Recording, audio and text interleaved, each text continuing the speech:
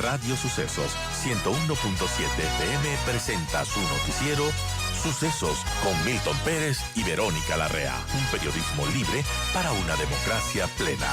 Los hechos y las opiniones de los sucesos que marcan nuestro tiempo.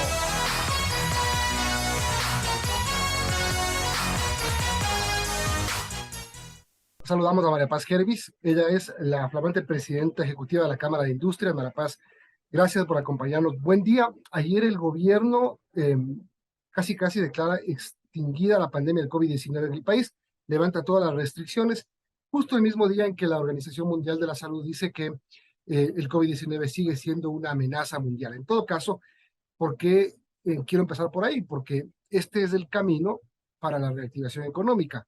Pese a que informes, por ejemplo, del Banco Mundial, dice que Ecuador está a la cola en el tema de reactivación post-pandemia. ¿Cómo lo ves tú? El tema de lo que pasó ayer, el anuncio del COE nacional versus las intenciones de seguir reactivándonos. Buen día. Hola Milton, buenos días y buenos días a quienes nos escuchan, nos sintonizan en este programa.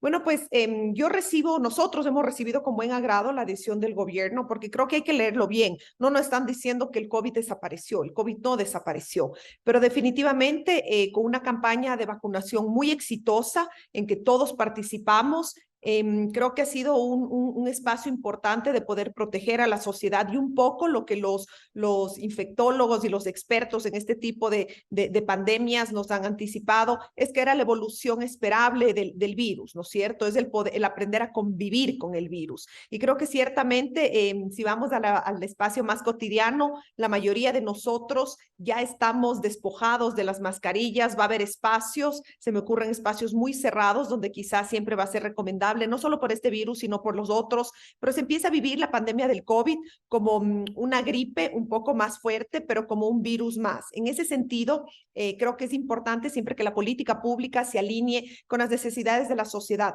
no solo desde la reactivación económica. Si nosotros vemos desde una lógica social y psicológica, era necesario volver a la presencialidad en la medida de lo posible. Nos quedan lecciones que son muy importantes para cuidar nuestra ciudad, para dinamizar la vida en general y la productividad, como por ejemplo cuando nos enfrentamos frente al tráfico y vemos que hay actividades que aprendimos en la pandemia que sí se pueden hacer de manera virtual y que eso va a favorecer a la circulación, en el caso de Quito, por ejemplo, de la ciudad. Ahora, sí, hay que hacerlo, pero ¿qué más se necesita? Es decir, no solo los anuncios de que levantamos restricciones, ya no use mascarilla, ya no presente carnet de vacunación, ya no pida prueba COVID a los que vienen. ¿Cómo aprovechar eso para que, porque he escuchado a mucha gente que se dedica a la empresa en Quito, sobre todo, no estamos como estábamos durante el cierre por la pandemia, pero tampoco estamos en el nivel prepandemia. Y si las cosas, de todas maneras, no son iguales en ninguna de las dos escalas anteriores. Hay muchos elementos que es muy importante tomar en cuenta y es que no existe una sola varita mágica ni una sola solución, ¿no es cierto? Esto que tú planteas, he escuchado con frecuencia, se dice, pero ¿qué pasa? Por ejemplo, algunas ventas han incrementado y no vemos esto reflejado en el empleo, se escucha constantemente. Y tenemos que mirar a la sociedad y al Estado como un todo y vemos que todo suma, ¿no es cierto? Cuando nosotros hablamos de seguridad jurídica, no basta con ciertos anuncios de un gobierno en particular, sino lo que necesitamos es que todos los elementos de la sociedad coadyuven a que realmente proyectemos una seguridad que hoy por hoy no tenemos. Vamos a ver, por ejemplo, ¿qué pasa con la Asamblea Nacional? Cuando nosotros tenemos una Asamblea Nacional que se dedica a bloqueos constantes, donde no se posibilita diálogos oportunos con todos los niveles de la ciudadanía, entonces va a ser muy difícil o imposible que tengamos seguridad jurídica. Si nosotros no tenemos seguridad jurídica, entonces los índices económicos y de desarrollo tampoco se van a favorecer.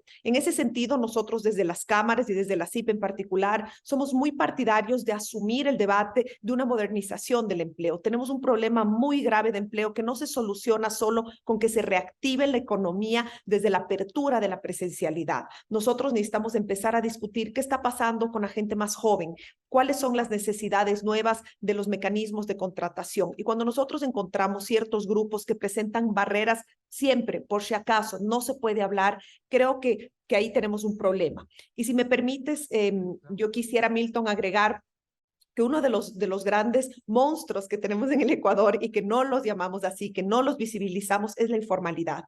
La informalidad, el desarrollo de negocios informales y de contrabando matan la formalidad, no solo porque entran en una competencia desleal donde las empresas que sí respetamos, las empresas a las que nosotros representamos son las empresas formales, las que sí pagan impuestos, las que cumplen con todas las obligaciones de ley. Y no me refiero solo a esa competencia que se genera con esas que pueden ganar saltándose esa parte, sino que donde no hay formalidad, ahí sí tenemos precarización laboral, ahí sí tenemos impactos terribles contra el medio ambiente, ahí sí tenemos crimen organizado.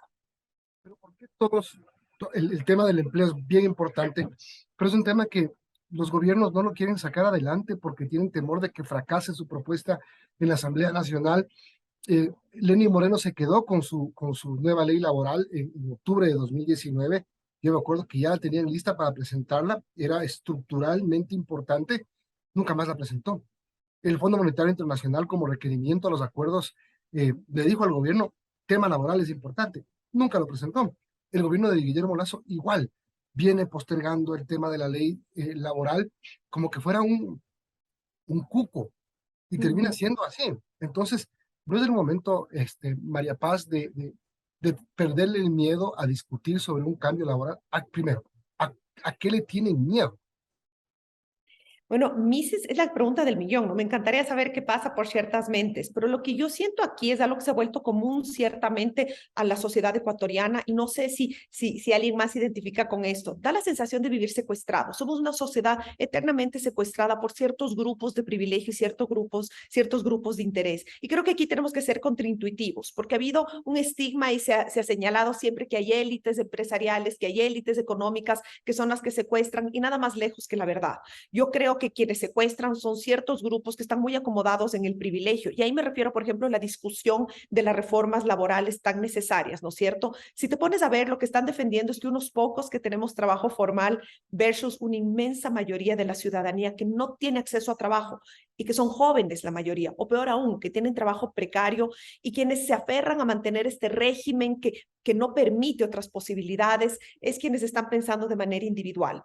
Ante estas debilidades, no de los gobiernos en general, porque están secuestrados por estos grupos de la sociedad, creo que es momento en que nos reactivemos el resto de la sociedad civil. Nosotros tenemos la responsabilidad, nosotros los gremios, ustedes los medios de comunicación, las universidades, los grupos de trabajadores, tenemos la obligación de empujar esas reformas que garanticen la estabilidad y el desarrollo. ¿Sabes cuál es la ventaja que tenemos nosotros frente a los gobiernos? Que nosotros no necesitamos los votos, que nosotros no estamos buscando simpatías, nosotros estamos buscando seguridad jurídica, trabajo y prosperidad. Estamos hablando con María Paz Hervis, presidenta ejecutiva de la Cámara de Industrias. Ahora, y lo peor de todo, lo que tú dices, es que sí se puede hacer, porque hay dos ejemplos clarísimos. Primero, la vacunación. Cuando el sector privado y el gobierno se pusieron a trabajar juntos, y se sacó adelante un proceso de vacunación contra el COVID que fue modelo mundial. Increíble. En tan poco tiempo lograr lo que se pudo en esta mancomunidad. Y ahora, la semana pasada, y conversábamos hace unos días, empresarios y trabajadores sentados en una misma mesa haciendo un compromiso de nombrar a los nuevos representantes ante el Consejo Directivo del IES. Es decir, conversar si se puede y llegar a acuerdos, obvio que sí. Ya no se los vio solamente a los empresarios y trabajadores en diciembre buscando el incremento salarial, los unos pidiendo blanco y los otros diciendo negro, y el gobierno teniendo que mediar. Sí se puede llegar a acuerdos. ¿Por qué no en el tema laboral? Definitivamente, tú ves que a mí se me desborda la sonrisa porque creo que en épocas en que ha sido absolutamente gris el devenir de la sociedad ecuatoriana, a mí me llena de orgullo cuando pensamos, por ejemplo, en el proceso de vacunación. Evidentemente fue el liderazgo del gobierno nacional, pero fuimos nosotros, la empresa privada, los que empujamos ese proceso. Lo que tú señalas la semana pasada, que está por culminar el plazo en que vamos a presentar nuestro candidato o candidata para ocupar la representación ante el IES, da muestra de que en el Ecuador sí podemos hablar, sí podemos llegar a consensos. Y yo quiero contarles también que nosotros nos hemos puesto a las órdenes del gobierno nacional para colaborar, por ejemplo, en algo que nos asfixia, que es la seguridad cotidiana, la seguridad ciudadana. Evidentemente, la seguridad es una competencia exclusiva del Estado, pero sí tenemos la obligación desde los otros actores de la sociedad de prestar nuestro contingente y de estar a las órdenes para pensar juntos, porque cuando hay situaciones que nos desbordan y que nos afectan a todos, esto no afecta a los más ricos, esto no afecta a las grandes pérdidas económicas, claro que tiene impacto, pero el mayor impacto es en nosotros los ciudadanos y ciudadanas. Tenemos que sentarnos frente a grandes consensos nacionales y yo creo que es a eso a lo que nos abocamos y uno de esos debe ser la reforma laboral, porque no tenemos que pensar en las elecciones de 2023, de 2025, tenemos que pensar en el país de los próximos 50 años y eso nos obliga a todos a sentarnos en la misma mesa y definir cuáles son esos grandes objetivos nacionales. Sin duda, así tienen que ser. Aprovecho, ya que mencionamos el tema del IES, ¿cómo va el trabajo interno del sector empresarial para elegir al nuevo delegado? Muy bien, ha sido muy ordenado, muy transparente, muy democrático. Nosotros, un poco para quienes nos escuchan, lo que nos corresponde hay 3 puestos que ocupar, ¿no es cierto? Uno que es delegado del gobierno, otro que es delegado de los trabajadores y el tercero que es delegado de los empleadores. Quienes ocupaban se habían desnaturalizado de la representación de nosotros, es decir, tuvimos personas que se perpetuaron en el cargo en esta lógica que se ha vuelto ciertamente común de la gente que quiere seguir en el cargo y no respondían, ni siquiera nos daban audiencia. Finalmente hemos podido revertir eso. Nosotros designamos a través de las 5 federaciones de cámaras de los gremios, es decir, a que vean lo grande que es.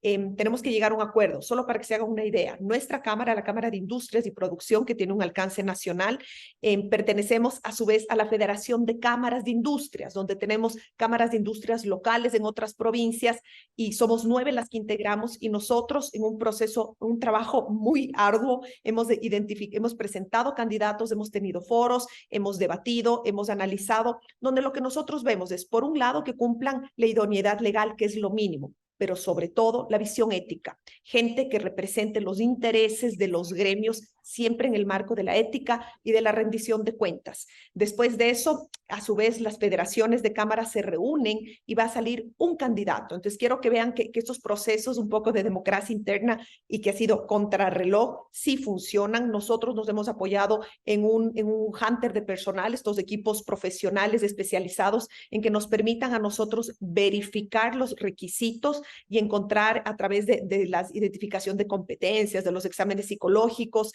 poder nosotros después pasar a una votación. Pero esto que les cuento muy brevemente es que nosotros hemos propuesto un modelo muy profesional. No conozco cómo va avanzando, pero los acuerdos que se llegó con los grupos de trabajadores, y desde aquí hay la plena confianza, evidentemente, es que iban a mantener un modelo similar, porque el interés es que las personas que lleguen sean personas plenamente capacitadas.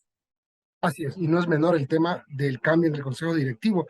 Digo, no es menor porque, claro, aparte de todo lo que hay que hacer en el IES para rescatarlo, es una arena en la playa, pero no es menor porque ¿quién puede entender que 10 años estuvieron unos delegados en funciones prorrogadas y nadie se dio cuenta? O si se dieron cuenta, lo acolitaban y lo respaldaban. O sea, esto es parte del cambio de racionalidad y de moral que implica, que es necesario. Claro que sí, es apenas la punta del iceberg de un cambio profundo que requiere una institución que es de todos y de todas nosotros los ecuatorianos, el IES. Y la punta del iceberg, lo que esperamos es que el IES no sea el Titanic nomás. No permitiremos que sea así. Suerte, María Paz. Muchísimas gracias, Milton. Un buen día a todos.